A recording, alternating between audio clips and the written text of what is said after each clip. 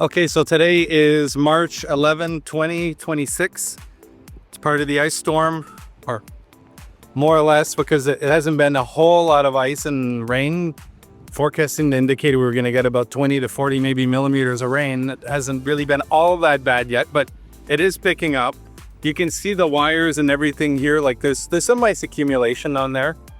On the wire, it's a little hard to see, but you can see like the icicles forming up there.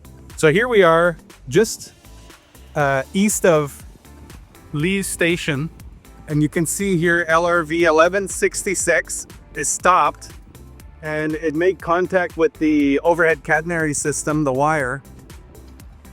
And what we can see here is that the wire on the eastbound side is actually doesn't have tension, and that's because it actually snapped over here. It's not exactly clear at this moment what happened, but based on videos that we saw that were posted to CTV by people through the area here, it seems to have either snagged or caught the wire, or the wire didn't have enough tension and the pantograph actually snagged it and snapped it. So you can see the wire here is really hanging down, touching the top of the train. And from our sources, it actually tripped the high-speed circuit breaker on the train itself, because obviously you have a live wire of 1500 volts touching the train. Obviously that's not the best scenario to happen. So as far as you can see there, it goes up until about the bridge over the Rideau River. It seems to have a bit of tension over there, and then it's really loose and yanked and pulled. You can see over here how it's loose and detached from the train itself.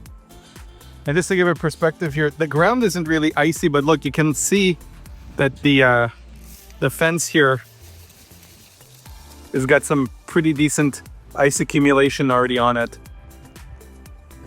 So it'll be interesting to see what they do here.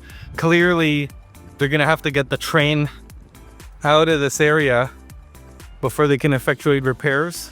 The good news is they do have the diesel-powered tow unit, so they'll be able to clip onto one end of the train, probably this end, tow it back to Belfast, or at least get it out of this area, and then they'll be able to use the high rail equipment, you know, like the truck with wheels and rail wheels on it, to come down here, and they'll be able to probably install a new cable. And you can see it's pretty messed up over here. Then they'll be able to do some tests and get the line operational again. But right now, this line is closed from Blair to Ottawa. So get another angle here. You can see the total lack of tension on the cable.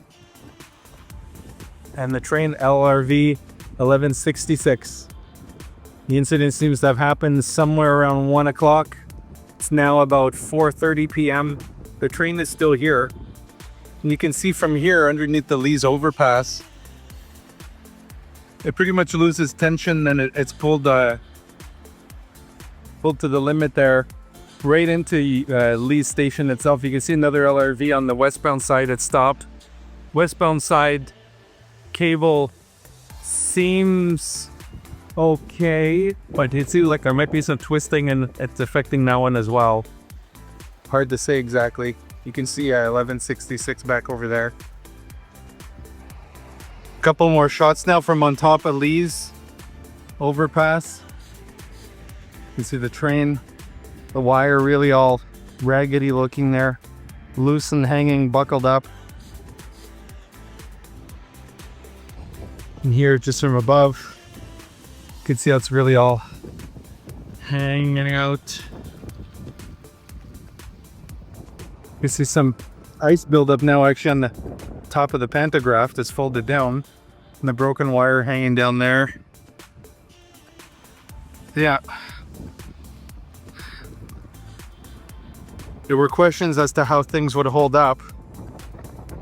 I mean, this seems to be, it's not the first time that we have problems in this area. It's been a bit of a situation around here whenever there's icy rain or freezing rain.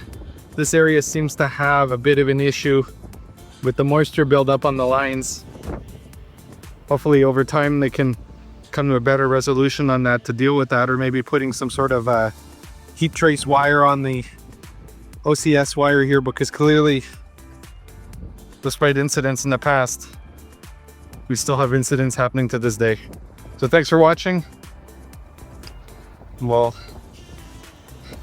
find out probably more details tomorrow at the Transit Commission meeting scheduled at 9:30 a.m.